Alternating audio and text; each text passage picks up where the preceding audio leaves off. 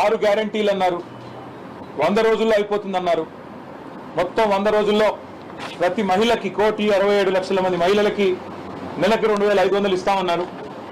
ప్రతి వృద్ధుడికి వృద్ధురాలికి నెలకు 4,000 రూపాయల పెన్షన్ ఇస్తామన్నారు. 2 లక్షల ఉద్యోగాలు సంవత్సరం లోపల భర్తీ చేస్తామన్నారు, ప్రభుత్వ ఉద్యోగాలు. అదే మాదిరిగా రైతులకు రుణమాఫీ, కేసీఆర్ గారు రైతు బంధు 10,000 ఇస్తే మేము 15,000 ఇస్తామని, ఇంకా చాలా చాలా ఇట్లా 420 అడ్డగోలు హామీలు ఇచ్చి, నోటికొచ్చిన వాగ్దానాలు ఇచ్చి కాంగ్రెస్ పార్టీ అధికారంలోకి వచ్చిన విషయం మనందరికీ తెలుసు. కానీ ఈరోజు కాంగ్రెస్ అధికారంలోకి వచ్చి సరిగ్గా 7 నెలలు నుండి 8వ నెలలో అడుగుపెట్టింది. మరి 6 గ్యారంటీలు పోయినాయి, వాటికి మంగళం పాడారు. కానీ మా 6 ఎమ్మెల్యేలని 6 ఎమ్మెల్సీలు మాత్రం ఈ పార్టీ ఫిరాయింపు నిరోధక చట్టానికి తూట్లు పొడుస్తూ ఇవాళ వాళ్ళ పార్టీలో చేర్చుకున్నారు. రుణమాఫీ ఎక్కడో పోయింది, రైతు భరోసాకి అతి లేదు గతి లేదు. అందుకే ఇవాళ కాంగ్రెస్ పార్టీ చేస్తున్న దివాలాకోరు రాజకీయం ఏదైతే ఉందో పార్టీ ఫిరాయింపుల విషయంలో, దాన్ని జాతీయ స్థాయిలో ఎండగట్టడానికే ఢిల్లీకి వచ్చాం.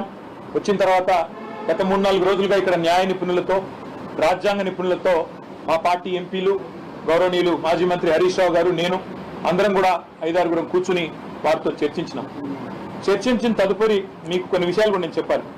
వాళ్ళు ఎంత నిస్సిగ్గుగా, ఎంత నిర్లజ్జగా కాంగ్రెస్ ముందుకు పోతుందంటే, స్వయంగా ముఖ్యమంత్రి Revanth Reddy Telangana CM gets AICC nod to induct more BRS MLAs అంటే, ఇక్కడికి వచ్చి వాళ్ళ అధిష్టానం అనుమతి తీసుకొని మరిన్ని ఫిరాయింపుల్ని ప్రోత్సహించడానికి రేవంత్ రెడ్డి గారు ముందుకు పోతున్నారు. అందుకే ఢిల్లీ ఎందుకు వచ్చాము అంటే, పాత్రధారి హైదరాబాద్లో ఉన్నారు కానీ సూత్రధారులు ఇక్కడ ఉన్నారు, ఢిల్లీలో ఉన్నారు.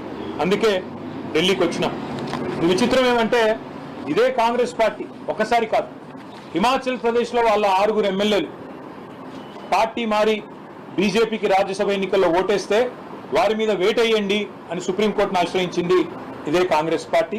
వారిని అనర్హులుగా ప్రకటించండి అని వెల్లుబెడుతున్నది ఇదే కాంగ్రెస్ పార్టీ.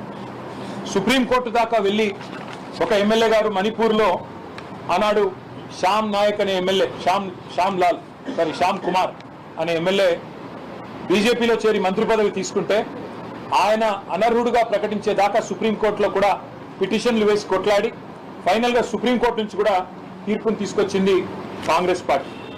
అది ఏం తీర్పు తెచ్చారు?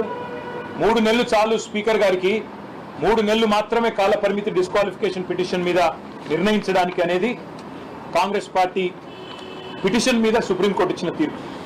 హర్యానాలో ఒక కాంగ్రెస్ ఎమ్మెల్యే కిరణ్ చౌదరి గారు బీజేపీలోకి పోతే అక్కడ స్పీకర్కు పిటిషన్ ఇచ్చారు, న్యాయ పోరాటం చేస్తున్నారు, వారిని అనర్హులుగా ప్రకటించాలని. మహారాష్ట్రలో కాంగ్రెస్ ఎమ్మెల్యేల మీద బీజేపీ పడితే, అక్కడ ఏక్నాథ్ షిండే గారి శివసేన పడితే, అక్కడ ప్రదేశ్ కాంగ్రెస్ కమిటీ అధ్యక్షుడు బాలాసాహెబ్ తొరాట్ గారు అంటారు, సామధాన భేద దండోపాయాలు ప్రయోగించి ఈ రాష్ట్ర ప్రభుత్వం మా ఎమ్మెల్యేలను గుంజుకుంటుందని చెప్తారు. ఇక రాహుల్ గాంధీ గారు అయితే మరింత విడ్డూరం.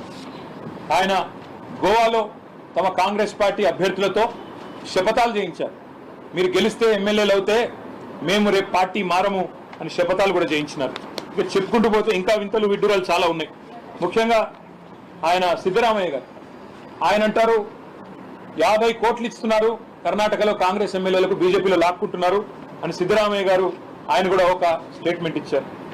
ఇది స్పీకర్ గారు ఇచ్చిన తీర్పు, సుప్రీంకోర్టు స్పీకర్కి ఇచ్చిన తీర్పు. Speaker needs only 3 months to decide. అంతకంటే ఎక్కువైతే సుప్రీంకోర్టు తీర్పును ఉల్లంఘించినట్టు అవుతుంది. మేము దానం నాగేందర్ గారి మీద ఇచ్చిన పిటిషన్ మార్చి 18 నాడు ఇచ్చాం. జూన్ 18 కల్లా స్పీకర్ గారు తేల్చి ఉండాలి, తేల్చలేదు. మేము హైకోర్టుకు పోయాము, హైకోర్టులో ఇవాళ ఆ పిటిషన్ విచారణలో ఉంది.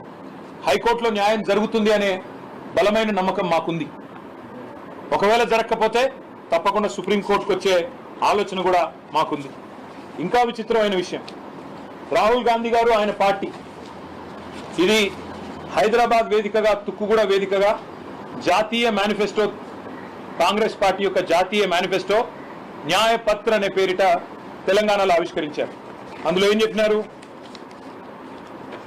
We promise to amend the 10th schedule of the Constitution and make defection an automatic disqualification of membership in Assembly and Parliament. అంటే వారి ఉద్దేశం ఏమంటే, ఎవరైనా ఒక ఎమ్మెల్యే ఒక పార్టీలో గెలిచి ఇంకో పార్టీలో పోతే, ఎవరైనా ఒక ఎంపీ ఒక పార్టీలో గెలిచి మరో పార్టీలో పోతే ఆటోమేటిక్గా సంఖ్యతో నిమిత్తం లేకుండా ఆయనను అనర్హుడిగా ప్రకటించి ఆయన పదవి ఊడిపోవాలి, ఇది మేము దానికి కట్టుబడి ఉన్నాం, రాజ్యాంగ సవరణ చేస్తామని జాతీయ మేనిఫెస్టోలో హామీ ఇచ్చారు. రాహుల్ గాంధీ గారికి నిజంగా కూడా ఆస్కార్ అవార్డు ఇవ్వాలి. ఎందుకంటే ఏ తుక్కుగూడలో అయితే ఈ తుక్కు మాట చెప్పారో అదే వేదిక మీద దానం నాగేందర్ ఉంటాడు, కాంగ్రెస్ కండువా కప్పుకొని బీఆర్ఎస్ టికెట్ మీద గెలిచి. అదే వేదిక మీద తెల్లం వెంకట్రావు గారు ఉంటారు, అదే వేదిక మీద కడియం శ్రీహరి గారిని కూడా కూర్చోబెట్టుకుని ఒకవైపేమో రాజ్యాంగానికి తూట్లు పొడుస్తూ మరొక వైపు రాజ్యాంగం పట్టుకొని డ్రామా చేస్తున్నందుకు ఖచ్చితంగా రాహుల్ గాంధీ గారికి ఆస్కార్ అవార్డు కూడా ఇవ్వాలి.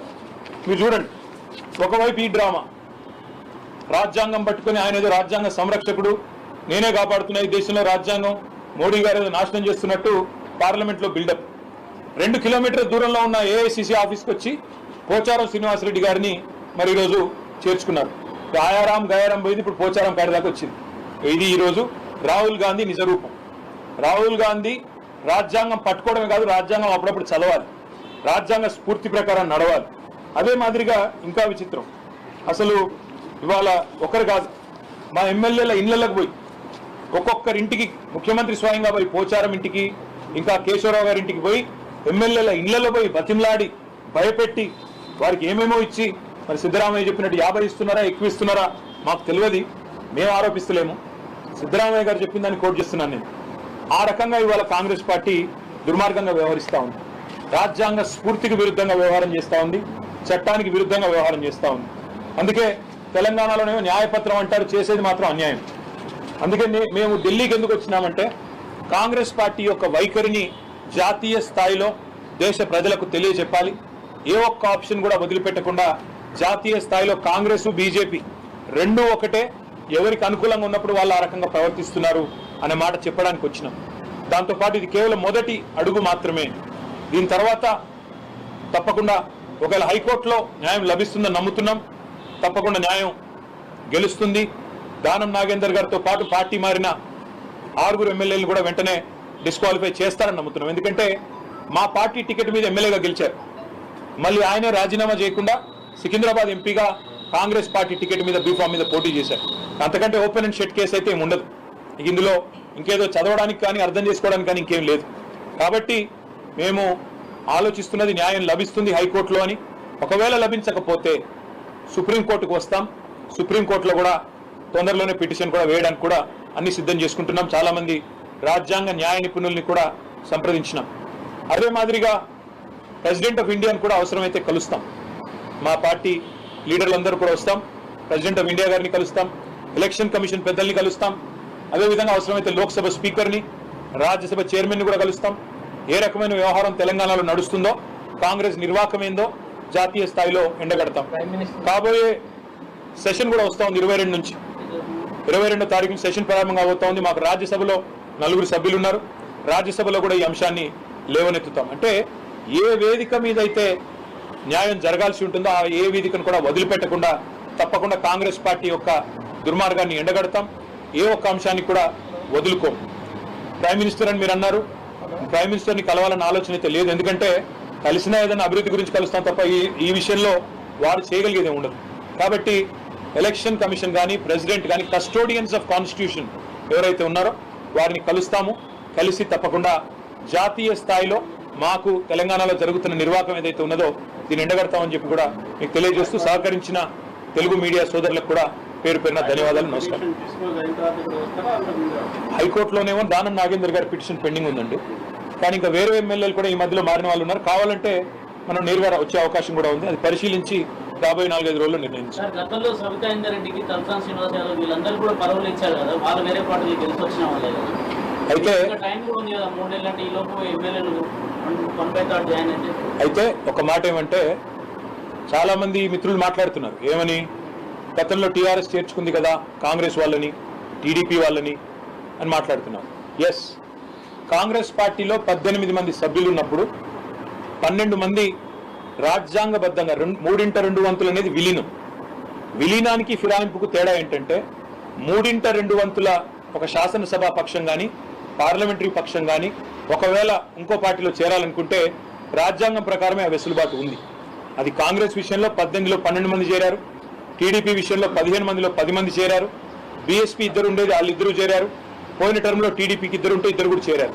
కాబట్టి విలీనానికి ఫిరాయింపులకి ముందుగా మనం వ్యత్యాసం తెలుసుకోవాలి. ఒకటి. రెండవది, మాకు 38 మంది శాసనసభ్యులు ఉంటే ఇప్పుడు అందులో 6-7 ఈరోజు కాంగ్రెస్ పార్టీ కండువా కప్పుకున్నారు. ఒకటేసారి 26 మంది పోతే అది విలీనం. కానీ ఒక్కొక్కరుగా పోయి అక్కడ అవతల టికెట్ల మీద పోటీ చేస్తే అది ఫిరాయింపు కిందకే వస్తుంది. ఈ విషయంలో చట్టం చాలా స్పష్టంగా ఉంది. కాబట్టి ఈ 6-7 ఎవరైతే ఉన్నారో ఆ ఎన్నికలు తప్పవు, ఉప ఎన్నికలు తప్పవు. వీళ్ళ పదవి ఊడగొట్టడము ఖాయం. తప్పకుండా ప్రజాక్షేత్రంలో వీళ్ళు పరాభవం కూడా ఎదుర్కోక తప్పదు. టీడీపీ విలీనం కాకముందే ఆయన రాజీనామా చేశారు, మీరు తెలుసుకోండి. రాజీనామా యాక్సెప్టెన్స్ కాలేదు సార్. ఇప్పుడు నేనేమంటున్నా అంటే మీరు ఒకసారి గతంలోకి వెళ్ళి 8 ఏళ్ల కిందట ఏమైనా చూడదలుచుకుంటే చూసుకోండి. నేను అనేది ఏంటంటే ఇవాళ మాకు 38 మంది ఎమ్మెల్యేలు ఉన్నారు. అందులో 6-7 పార్టీ బైలాకి, రాజ్యాంగానికి, భారత రాజ్యాంగానికి విరుద్ధంగా ఇవాళ కాంగ్రెస్ పార్టీ వాళ్ళను కొనుగోలు చేసిందా, సామధాన భేద దండోపాయాలు వాళ్ళే చెప్పినట్టు ప్రయోగించిందా, మరి కాంగ్రెస్ పార్టీ చెప్పాలి. అన్నింటికి మించి హిపోక్రసీ, డబుల్ స్టాండర్డ్స్, ద్వంద్వ ప్రమాణాలు. ఏ కాంగ్రెస్ అయితే నీతివంతమైన మాటలు మాట్లాడుతుంది, రాజ్యాంగాన్ని చూపెడుతుందో వారికి మేము గుర్తు చేయాల్సిన అవసరం ఉంది. ఎందుకంటే రాజ్యాంగ స్ఫూర్తికి వ్యతిరేకంగా నేను ఒకటే అడుగుతున్నాను విజయ్ గారు, రేపటి రోజున కాంగ్రెస్ కుండే 99 మంది ఎంపీల్లో 20-30 మంది ఇంకో పార్టీలో చేరారనుకోండి, అది సమ్మతమేనా కాంగ్రెస్ పార్టీకి? కాబట్టి కాంగ్రెస్ ఆలోచించుకోవాలి. ఇవాళ వాళ్ళు చేస్తున్నది రేపు మళ్ళీ వాళ్ళకి తిరిగి చుట్టుకునే ప్రమాదం ఉంది. ఇంకొక మాట కూడా నేను గుర్తు చేస్తా ఉన్నా, మీకు చాలా మంది మిత్రులు చాలా పరిమితమైన అవగాహన, పరిమితమైన చరిత్ర అదే మాట్లాడుతున్నారు. అసలు ఈ తెలంగాణలో ఈ ఫిరాయింపుల పర్వానికి శ్రీకారం చుట్టింది ఎవరండి? 2004లో రాజశేఖర రెడ్డి గారు కాదా? 2004లో టీఆర్ఎస్కి 26 మంది ఎమ్మెల్యేలు పొత్తులో గెలిస్తే 10 మంది ఎమ్మెల్యేలు తీసుకొని పోయింది ఎవరు? మొదలు పెట్టింది కాంగ్రెస్. ఆ రోజు తీసుకున్నది వాళ్ళు 10 మందిని. నేనేమంటున్నా అంటే చరిత్ర అంటూ తవ్వుకుంటూ పోతే కాంగ్రెస్ చేసిన ఘాతకాలు ఎవరు చేయలేదు. ఇప్పుడు నేను అనేదల్లా ఒక్కటే, ఇది రాజ్యాంగబద్ధం కాదు, చట్టబద్ధం కాదు. కాబట్టి వాళ్ళని అనర్హులుగా ప్రకటించాలని మేము డిమాండ్ చేస్తున్నాం.